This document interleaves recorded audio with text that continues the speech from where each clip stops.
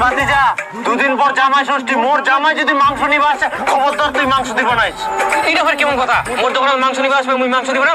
না দিবা নাইস। হ্যাঁ, মোর খরিদ্দার আসবে, মুই খরিদ্দারের মাংস দিব না? পাগলের মতো কথা বলছিস। তাহলে মোর দোকানটা করে কি লাভ? দোকানটা করে দিও।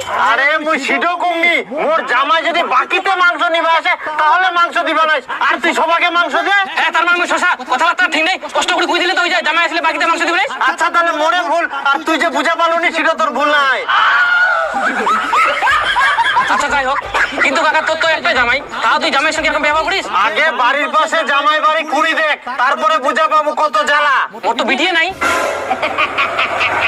তাহলে তো বেটা ছেকর পাশের বাড়ি বেটার বউ আনি দেখ, তাহলে বুঝা পাবো কেমন জ্বালা। হ্যাঁ, যেটা কথা কোনোখান মাথার তুই মোর আরো যাবো হবে দোকানত, তোর সঙ্গে পেঁচাল পারলে মোর হবে না। পিছুয়া পড়া লোক রে চিমঠা।